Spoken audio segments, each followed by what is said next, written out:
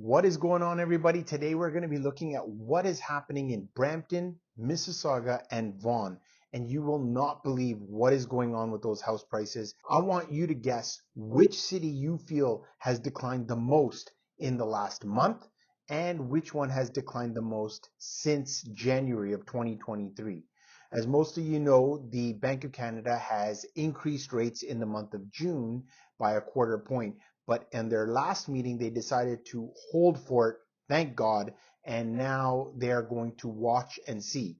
We did get a little bit of bad news where the job market actually was stronger than expected, so we're not really seeing too much tightening in the economy like the way the Bank of Canada wanted to see, but there was an increase of 40,000 jobs, so now we're going to actually see what direction the Bank of Canada will be headed into when they have their next report on October 25th.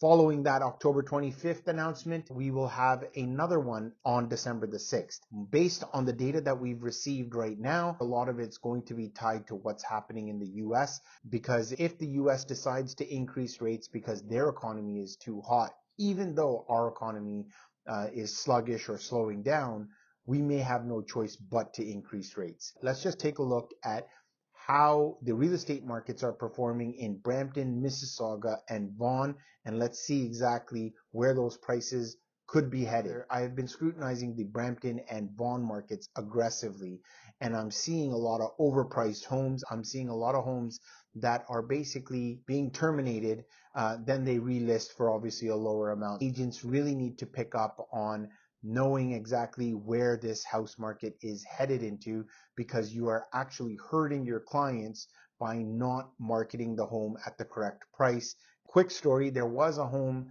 that I was looking at, and it was listed for 1.799. The listing went stale on the market for almost 2 months and then fell off the market.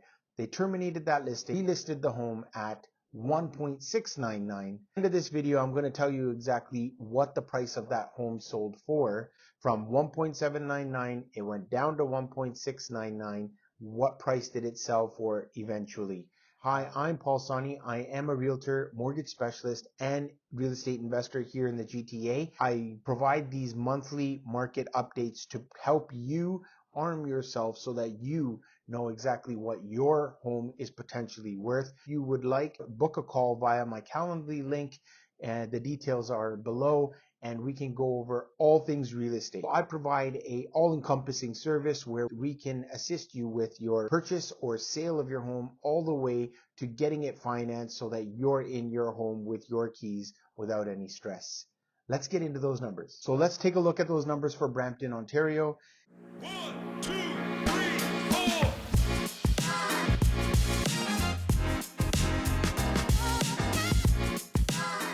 In the month of August, you can see that the price was $935,000 as compared to last month's $978,000. That's actually a decrease for all properties by 4.4% just in 1 month. Now, if you're looking at detached homes, you can see home prices are now at $1,111,000. Last month, we were at $1,190,000. That's down 6.6%. So it all depends on how you're interpreting all this data. This could be a buying opportunity, or you can do another wait and hold approach. My gut was that people were actually sitting, waiting for that news where the Bank of Canada decided to hold and watch and see what's happening. And I can actually start seeing people are really starting to come out to open houses and previously listed homes, but price has to be adjusted. So realtors, be on top of your pricing. Now, looking at semi-detached homes, you've got a median price of $922,000 as opposed to $945,000.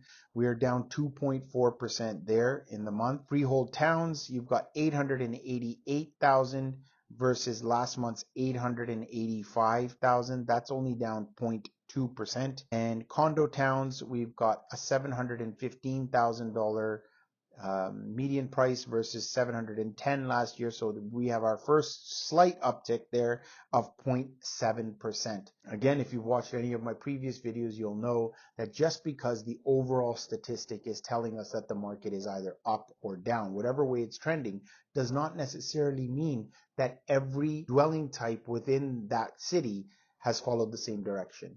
So in Mississauga, you've got a median price now for all property types at $930,000 as opposed to $950,000 last month.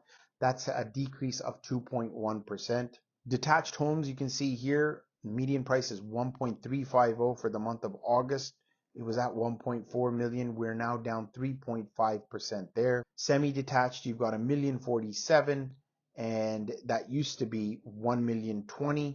We've actually got an uptick there of plus 2.6%. Condo towns in Mississauga, now we have a median price of $823,000 versus $810,000, and that's up 1.6%. And we've also got your median price for condo apartments at 600 versus 618. So there's a decline there of 2.9%. So across all property types in Vaughan, you've got the median price now at 1.228 versus 1.263. So there is a decrease of 2.7% there. Detached market is now at 1.570 versus 1.675. That's actually down 6.3%, very steep declines there. Freehold towns, it's 1.150 versus $1.2 million there. That's a decrease of 4.2%. And finally, we have condo apartments. $650,000 is the median price for August. Last month, we were at $675,000. That's a decrease of 3.7%.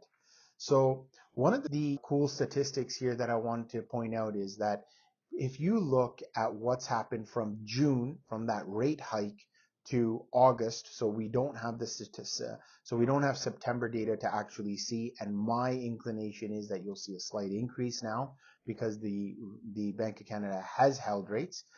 June to August in Vaughan has actually decreased 9.7%. And the interesting fact is that from January of 2023 to June of 2023, prices had actually increased 11.7%. Year to date, it's actually only increased 2%. Mississauga, the interesting fact here is that from June to August, it has actually decreased 5.1%. Is that from January to June, prices have actually gone up 19.5%. Year to date, Mississauga is still up approximately 14%. So if we look at what's happened in Brampton from June to August, you can actually see that prices have actually decreased 9.66%. So from January to June, prices had actually gone up 10.4%. So whatever gains Brampton has actually made has given it pretty much all back. You've got basically less than a 1% increase year to date. If you like the content that I provided today, be sure to like, subscribe, and hit that notification bell. Please share this video with people that may need this information or you feel that will value from this information, as my sole goal is to help homeowners or potential homeowners understand what house prices are actually at. I don't have a crystal ball to tell you what direction house prices are going to go in, but we try to take a look at certain pieces of data within the economy to give us a good idea as to what direction prices are going. Now, back to my story of what did you think that home price sold for? That actual home actually sold for $1.8 million. You can see that when somebody had priced it at $1,799, so people who are actually looking for homes needed to sort of catch their eye, I guess, at 1,699, and then it still sold at 1,799. But the real intention behind that 1,799 was to bid up to almost $2 million. More than likely, the sellers were only interested in going well beyond that until they realized there was not enough traction to get buyers to bid up on that particular home. So very important lesson to be learned here, that just because you see a home at list that it can go for list. I'm seeing things go for less than list too. So you really need to be able to understand your market, you're in that particular neighborhood, and see where prices are. See you on the next one.